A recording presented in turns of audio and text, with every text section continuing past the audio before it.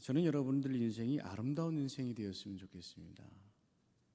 당연히 그리스도인들의 인생은 아름다운 인생이어야 되죠. 외적으로도 물론 아름다워야 되겠습니다.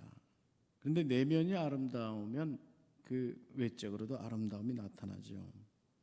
근데 진정으로 아름다운 인생이라고 한다면 그 인생의 끝까지 아름다워지는 인생을 말할 것입니다. 그리고 그 아름다운 인생의 끝은 그야말로 믿음으로 인해서 아름다운 그런 인생일 것입니다. 그 아름다운 인생이 행복한 인생이 되는 것입니다.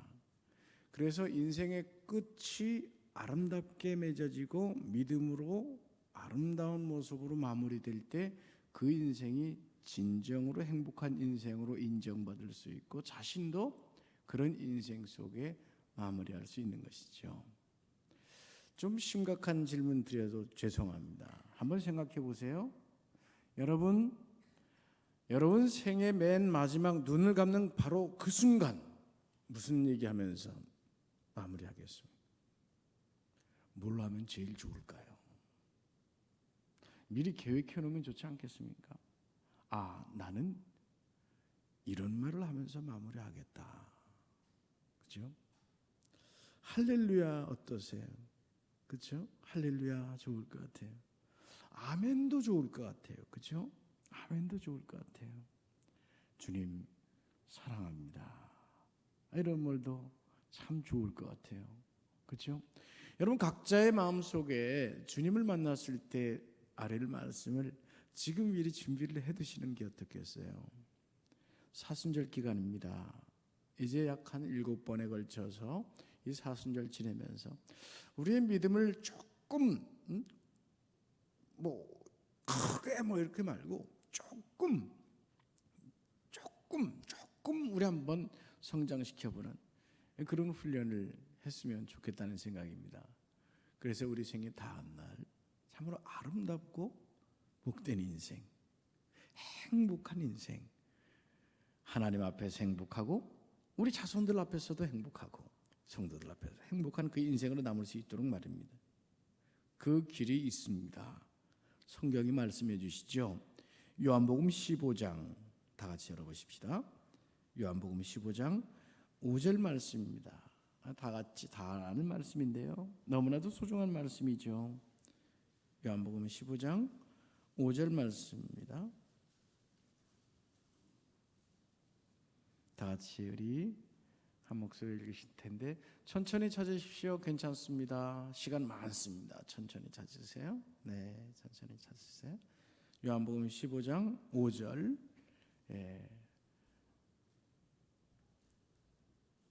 다 같이 읽어보실까요? 시작. 나는 포도나무여 너희는 가지라. 그가 내 안에 내가 그 안에 거하면 사람이 열매를 많이 맺나니 나를 떠나서는 너희가 아무것도 할 수 없음이라. 아멘. 포도나무로서 주님이 말씀하십니다. 내가 포도나무요 너희는 가지다. 열매를 맺는 이치는 단 한 가지. 뭘 잘해서 뭘 열심히 해서가 아니고 딱 하나 뭐죠? 붙어 있는 것이죠. 그가 내 안에 내가 그 안에 가면 그 사람이 열매를 많이 맺나니 주님의 그 포도나무에 그 가지가 붙어 있는 것 외에 없단 말입니다. 신방을 가서도 이 말씀 많이 나누는데 이 말씀 나눌 때 우리가 생각하는 게 있죠. 그걸 누가 모릅니까? 그래서 너무 쉬운 거 아닙니까? 그래도 성령의 열매, 인생의 열매, 행복의 열매, 믿음 성장의 열매 내가 수십 년 믿어도 안 생기는 것 같습니다 하는 고백이 있죠. 그런 말들이 있죠. 근데 여러분 잘 생각해 보십시다. 정말로 붙어 있으는가 말이죠. 떨어질 때가 많거든요. 이게 사실 우리 인생의 고뇌입니다. 그렇죠? 늘 붙어 있고 싶은데 자꾸 띄어져 있어. 믿음 생활 수십 년 했고 대를 이어가고 있는데도 나는 왜 이런 믿음이 이 정도일까? 왜 성령의 열매가 내게는 없을까? 그런 자괴감을 드는 게 바로 이 주님께 제대로 붙어있지 못해서 그런 것이거든요. 주님께서 우리에게 은혜를 주신 말씀이 요한복음 10장 10절에 보면 도둑이 오는 것은 도둑질하고 죽이고 멸망시키는 뿐이요 내가 온 것은 양으로 생명을 얻게 하고 더 풍성히 얻게 하라는 것이라. 찾아보고 싶으세요? 찾아보십시다. 요한복음 10장 10절 말씀 다 같이 찾아보십시다. 요한복음 10장 10절입니다.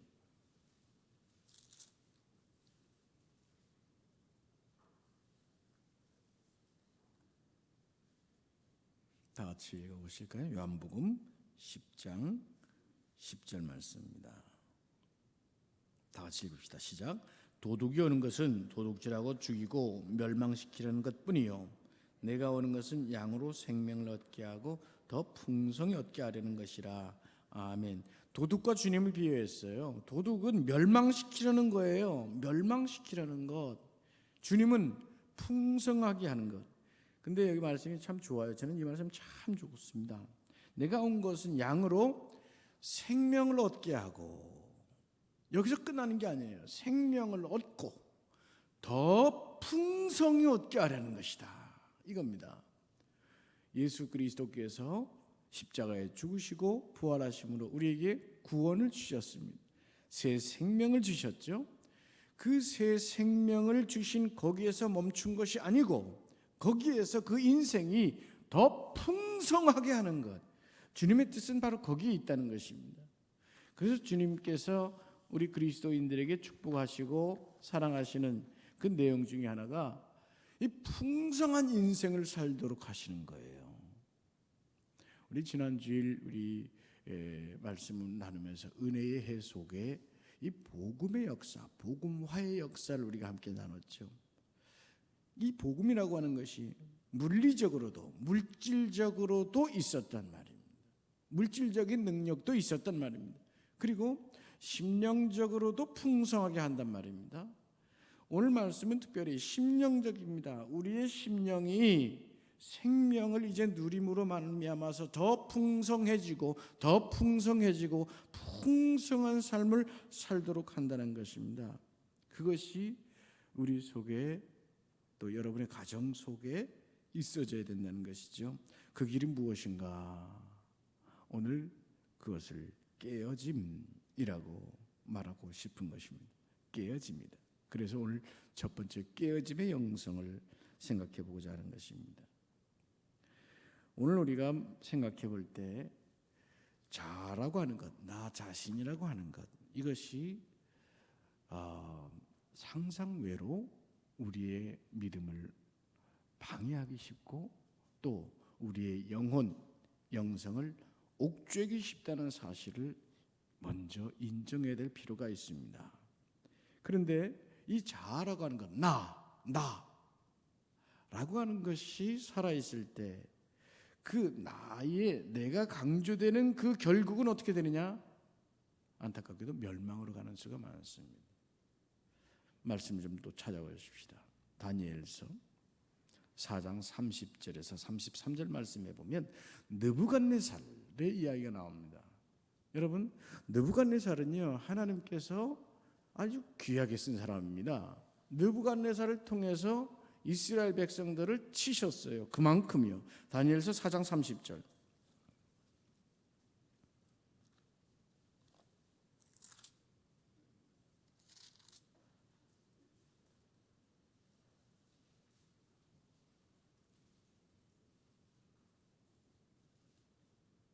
다니엘서 4장 30절부터 33절까지 보겠습니다.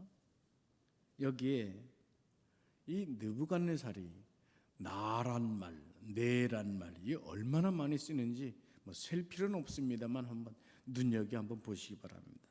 30절부터 시작. 나 왕이 말하여 이르되 이 큰 바벨론은 내가 능력과 권세로 건설하여 나의 도성으로 삼고 이것으로 내 위엄의 영광을 나타낸 것이 아니냐 하였더니 이 말이 아직도 나 왕의 입에 있을 때에 하늘에서 소리가 내려 이르되 느부갓네살 왕아 내게 말하노니 나라의 왕위가 내게서 떠났느니라. 내가 사람에게서 쫓겨나서 들짐승과 함께 살면서 소처럼 풀을 먹을 것이요 이와 같이 7대를 지내 지극히 높으시니가 사람의 나라를 다스리시며 자기의 뜻대로 그것을 누구에든지 주시는 줄을 알기까지 이르리라 하더라. 바로 그때 이 나 느부갓네살에게 응함으로 내가 사람에게 쫓겨나서 소처럼 풀을 먹으며 몸이 하늘 이슬해졌고 머리털이 독수털과 같이 자랐고 손톱은 새 발톱같이 되었더라. 아멘. 느부갓네살 왕이 하나님께서 들어쓴 종이라고 할 수 있습니다. 바벨론의 왕인데 하나님이 그를 들어서 이스라엘을 유다를 치는 데 쓰셨어요. 또 하나님께서 페르시아의 고레스를 들어서 쓰신 적도 있었잖아요. 이방인의 왕들도 들어썼단 말입니다. 근데 여기서 중요한 게 있어요. 하나님이 들어서 쓰실 때 이게 내가 잘났고 나 하면서 이 느부갓네살은 교만에 있었습니다. 나가 강조되는 인생. 결국 여기에 보면 머리털이 독수리털과 같이 자라고 손톱은 새 발톱같이 되었더라. 이 말씀 여러 그 해석서를 보면 뭐냐면 이 사람이 정신 이상이 됩니다. 그래서 자신이 마치 독수리처럼 새처럼 변해버렸다, 이런 정신 착란에 걸려서 결국 고생을 하게 되는 것이죠. 멸망의 길을 가게 되는 것이죠. 아름답지 못한 인생의 모습이라고 할 수 있습니다. 내가 살아있기 때문입니다. 내가 대단한 줄 알기 때문입니다. 그러나 자아가 살아있는 것이 아니라 믿음이 성숙한 사람들이 나타나는 고백은 내가 했습니다가 아니고 하나님이 하셨습니다 하고 그 생각과 가치관의 중심이 변화된 사람입니다. 정말로 신앙의 모습들을 건실하신 장로님들, 또 우리 기도 많이 하는 권사님들 이렇게 신방 가서 얘기 듣다 보면 아이고 혼자 되셔서 아이들 5 키우느라고 얼마나 고생하셨습니까 하면 이분이 눈물을 주룩 흘리면서도 하신 말씀이 있어요. 아니요, 제가 한 거 없고요, 하나님이 하셨습니다. 하나님이 하셨습니다. 하나님이 하셨습니다. 하나님이 주인이셨고 하나님이 이끌어 주셨고 하나님이 인도해 주셨고 보호해 주셨고, 이런 고백들이 있을 때 그 믿음의 성숙이 나타나는 것이죠. 결국 우리 믿음의 사람들이 신앙길을 가면서도 자아가 살아있음으로 인해서 좋지 못한 증세들이 나타나는 경우들이 있습니다. 우리 교회는 절대 아니지만 이 자아가 살아있는 사람들이 많이 있음으로 인해서 분란이 생기고 다툼도 생기고 자기 스스로도 피곤한 일들이 자꾸 꼬리를 물게 됩니다. 성격도 점점점 이게 좋지 못한 방향으로 가고요. 제가 참 존경하는 어른들을 뵈면 연세가 깊어질수록 이분들이 이 지혜가 쌓여가는 분들이 있어요. 지혜가. 근데 대부분의 분들은 그렇지 못한, 지혜가 쌓여가는 게 아니라 뭐가 쌓여가느냐? 고집이 쌓여가. 그렇죠? 고집이 쌓여. 우리 예수 믿는 분들 인생이 깊어질수록 지혜가 쌓이는 축복이 있기를 주님의 이름으로 축원합니다. 그래서 우리 배달재단의 분들은 나이가 들수록 이 지혜가 나날이 쌓여가서 오고 가는 말들이, 우리 특히 자녀들에게 주는 말들 한마디 한마디 그 지혜의 말들이 자꾸 이렇게 쌓여가야 되겠습니다. 그 길이 무엇이냐, 그 방법이 무엇이냐, 지금 오늘 살아갈 때 깨어짐의 영성, 깨어짐의 훈련들을 해야 된다는 것이지요. 내려놓는 훈련입니다. 자아를 버리는 훈련입니다. 진정한 믿음이 거기에서 오기 때문입니다. 그 고백의 첫 번째 그 명제가 그것입니다. 영어로 하면 I not but Christ라는 말입니다. 따라하십시오. 내가 아니라 주님입니다. 이 명제가, 이 고백이 내 속에 자꾸 살아있도록 해야 되는 것입니다. 그 훈련을 해야 된다는 것입니다. 의도적으로 해야 된다는 것이죠. 그러기 위해서는 먼저 우리의 자존심을, 우리의 자아를 깨뜨려야 되는 것입니다. 내 자아가 깨져야 예수님이 들어와 통치할 수 있습니다. 우리는 사실 가만히 생각할 때 우리가 우리 자신을 잘 통제할 수 있다고 착각할 때가 많습니다. 우리가 잘 내 자신을 다룰 수 있다고 착각할 때가 많습니다. 근데 여러분, 자기만큼 자기 자신을 다스리는 것이 어려운 게 없습니다. 그것을 인정하는 것이 좋습니다. 내가 내 자신을 다스리는 것이 사실은 가장 어려운 겁니다 라고 인정을 하고 시작하는 것이 좋단 말이죠. 오죽하면 저 세상에 다른 종교의 그 불교의 법정이라는 사람이 그런 말을 했잖아요. 마음이요. 이 자아의 얘기입니다. 알 수가 없구나.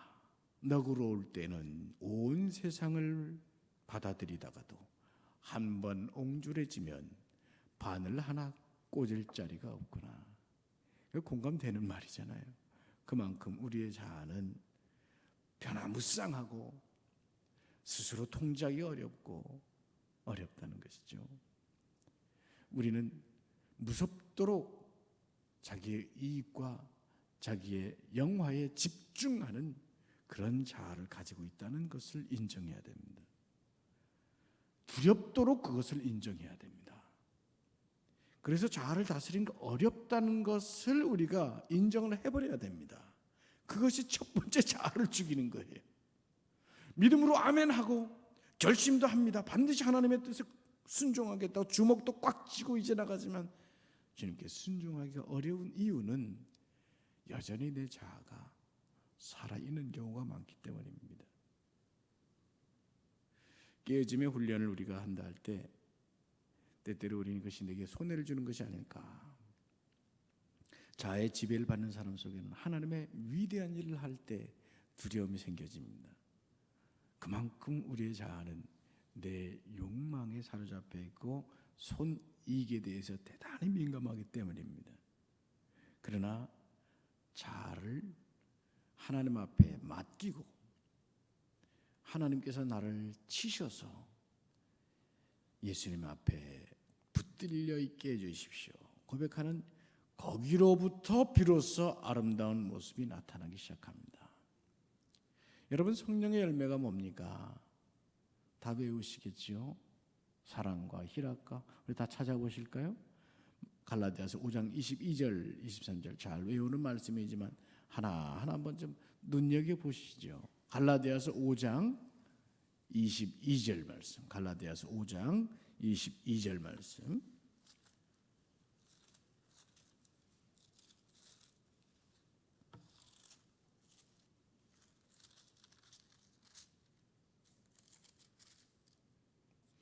(23절까지죠) 다 찾으셨죠? 함께 읽어볼까요? 천천히 하십시오. 308면입니다. 308면.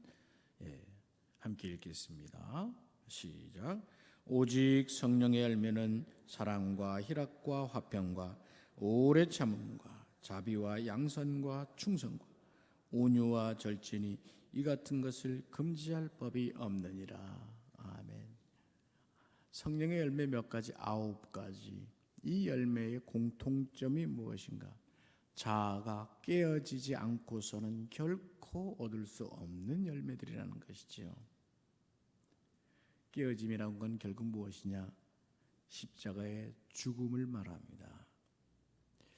우리 오늘 그 개혁교회, 개신교가 우리 과거 이 종교개혁 이후의 신앙생활을 해오면서 놓쳐버린 것들 중에 하나가 이 신앙의 훈련 중에 그 영성의 훈련 과정들을 그냥 다 버려버린 것들이 반성이 되고 있습니다.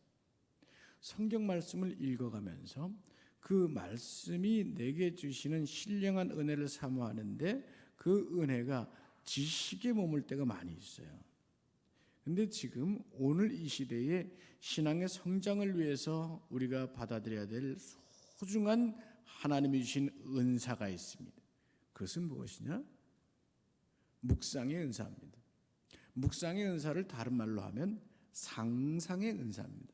상상의 은사란 말이 너무 세상적으로 들린다면 거룩한 상상, 이게 중요합니다. 거룩한 상상의 은사. 이것을 하나님께서 우리에게 주셨어요. 여러분, 우리가 어마어마한 상상력을 가지고 있습니다. 공부하면서 이 상상을 하면서 공부하는 거 아니에요. 책을 읽으면서 상상하면서 하는 거 아니에요. 성경을 읽으면서 상상하면서 하는 거 아니에요. 그죠? 그래서 우리 상상 속에는 이 온 우주도 담아낼 수 있는 그 은혜를 하나님이 주셨어요. 근데 상당 부분의 상상력은 무엇을 위해서 쓰느냐? 일어나지 않을 것을 두려워하면서 씁니다.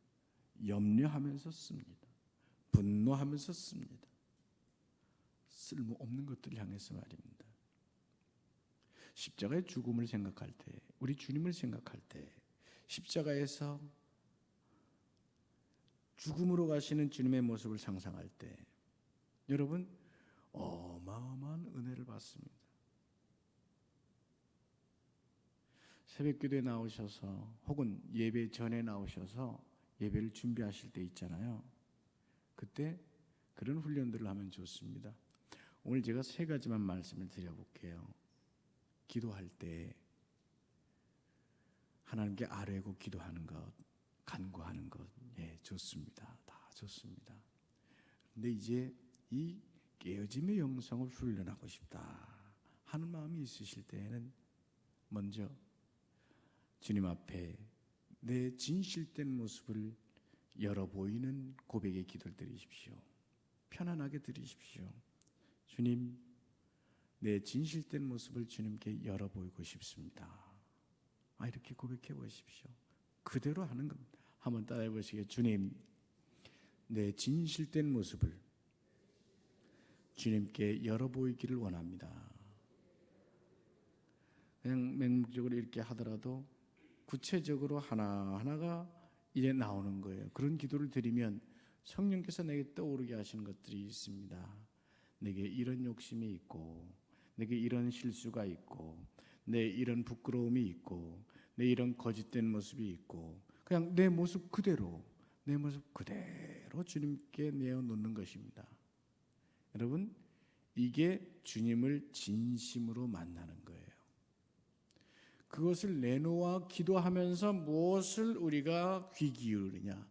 내 마음으로 내어놓으면서 주님께서 내게 주시는 말씀을 귀 기울이는 겁니다. 주님, 내게 들려주십시오. 내가 주님께 진심으로 만나고 싶습니다. 주님, 내게 들려주십시오. 기도하는 겁니다. 그러면서 내 마음을 다 비우게 되는 것이죠. 씻어내게 되는 것이고, 그리고 예배 참여하는 거예요.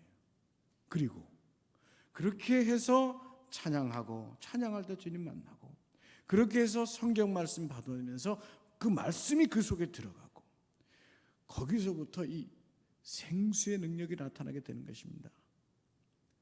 또 한 가지, 여러분, 이게 다 성경적인 거니까요. 예?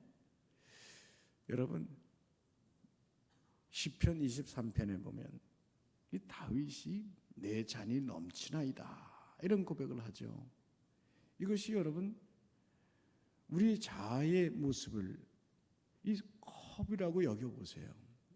잔이라고 여겨보세요.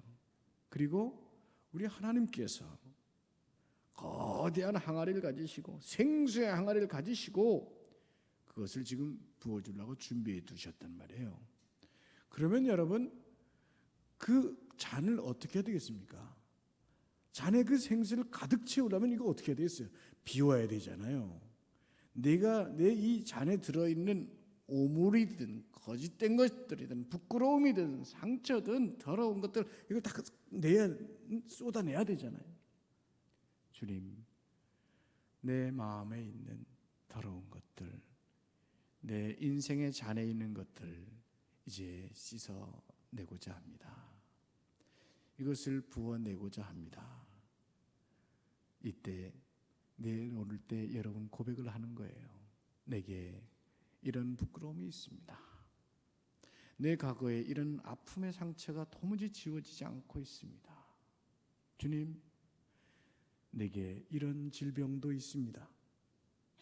주님, 내게 이런 약점이 있습니다. 주님, 내 신앙의 모습 속에 이런 불편함도 있고 부끄러움도 있고 말씀드리는 거예요. 그냥 열어놓고요. 그리고 그것을 주님, 주님 발 앞에 붓습니다. 다시 채워주시옵소서. 우물가의 여인처럼 그 잔을 가지고 와서 주님 앞에 내어놓는, 물동이를 가지고 있던 그 여인처럼 그 잔을 내어놓을 때 주님께서 생수로 부으시면 내 잔이 넘치나이다. 그 고백이 여러분의 것이 되시기를 주님의 이름으로 축원합니다. 그래서 여러분 예배 마치고 돌아갈 때는 말씀 딱 듣고 생수가 채워진 그 마음으로 주여 내 잔이 넘치나이다. 이 찬미를 하면서 살아갈 때 그 인생이 얼마나 복되시겠습니까? 할렐루야.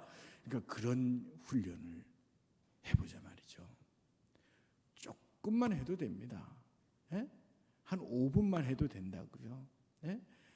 새벽에 나오실 때 기도할 때 먼저 그렇게 기도하시고, 주일이든 또 수요일 나오셨을 때 그렇게 기도하시고, 또 아침에 각자 여러분 못 나오시는 분들은 집에서라도 시간을 정해놓고 그거 짧은 시간 이렇게 하나님께 드리고 만나고 말씀을 먹고 생수를 먹고 보혈의 은혜를 입고 그러고 직장을 가시는 거예요. 그때 하나님께서 은혜를 주시고 채워주심으로 우리의 영혼 속에 나타나는 성령의 열매들이 하나하나 생겨나는 것입니다. 여러분, 우리 살아있는 예수님 믿고 있지 않습니까? 그렇죠? 살아계신 예수님, 살아계신 성령님이 내 속에서 살아있도록 우리가 살아있는 것 아니겠습니까? 오늘 많은 영혼들이 마음에 불안들이 있습니다. 초조함도 있고요. 그러다 보니까 늘 마음속에 불안, 초조, 염려, 근심 이런 게 늘 쌓여서 삶이 참 고단하게 되는 경우들이 많이 있습니다. 그러나 이럴 때마다 우리가 생각해야 될 것이 있습니다. 말씀이죠. 말씀으로 우리가 무장을 해야 되겠죠. 그 말씀 무장할 때 마태복음 5장 39절에 보면요, 악한 자를 대적하지 말라 이런 말씀이 있어요. 그러니까 여러분 세상으로 딱 나갈 때 예비를 하고 가야 된다는 말이죠. 말씀, 아까 우리 그런 묵상의 상상, 거룩한 묵상을 또 하시고, 그리고 나서 말씀으로 딱 붙들고 가는 거예요. 여러분, 사람들이 자아가 치솟을 때가 어떤 때냐? 보통 세 가지입니다. 첫 번째는 분노할 때입니다. 분노가 치솟으면 자아가 이 나를 사로잡아가지고 꼼짝을 못해요. 두 번째는 어떤 일로 인해서인가 흥분했을 때, 그렇죠? 또 하나는 내가 무시당한다고 여겼을 때, 그럴 때 손해를 봤을 때, 주로 이럴 때 아니겠어요, 그렇죠? 그때 우리가 말씀 붙드는 겁니다. 미리 악한 자를 대적하지 말라. 오른뺨을 맞으면 왼뺨을 내놓으라 하시던 주님의 말씀을 미리 마음속에 간직하는 것이죠. 고린도후서 4장 10절 말씀 다 같이 한번 열어보실까요? 고린도후서 4장 10절입니다. 고린도후서 4장 10절.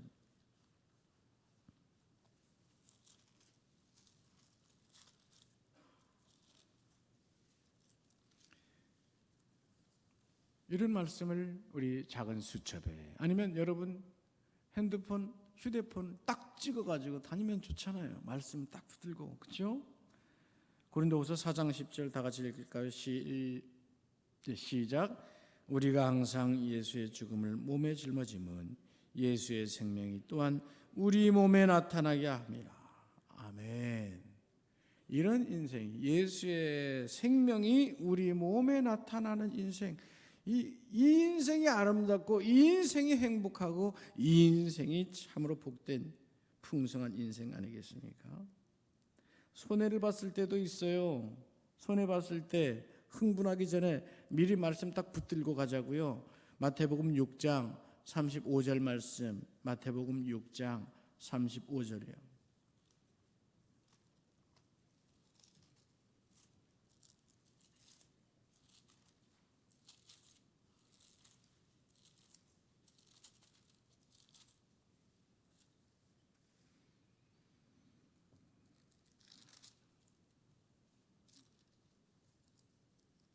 죄송합니다. 마태복음 6장 30절입니다. 마태복음 6장 30절. 함께 읽읍시다. 마태복음 6장 30절 말씀 시작.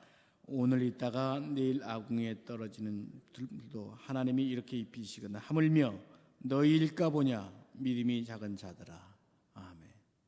여러분, 하나님은 우리를 어떻게 여기고 있느냐? 아들이요 딸로 여기고 있습니다. 세상 말로 말하자면 왕자, 공주로 여기고 있단 말입니다.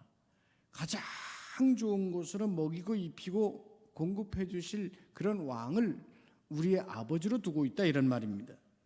그분이 주실 것을 믿고 나아갈 때 우리에게 자유가 있는 거예요. 손해가 있고 무시를 당하고 이런 어떤 위험이 있을지라도 아버지께서 주신다. 아버지께서 주신다. 그 믿음 갖고 살아가야 되지 않겠습니까? 사실 초반에 말씀드린 것처럼 내가 아무리 열심히 일을 해서 버린다 그래도 하나님이 이건 아니다, 불어버리시면 아닌 거예요. 그렇죠? 그러나 하나님께서 이것은 네 것이다 정해주시면 하나님이 주시는 거예요. 우리 그런 믿음 갖고 당당히 살아지 않겠습니까? 오늘 본문으로 다시 돌아와서 갈라디아서 2장 20절 말씀. 그런즉 이제는 내가 산 것이 아니 오직 내 안에 그리스도께서 사는 것이라, 이것입니다. 오직 그리스도께서 사는 그 훈련을 하자, 이 말이죠.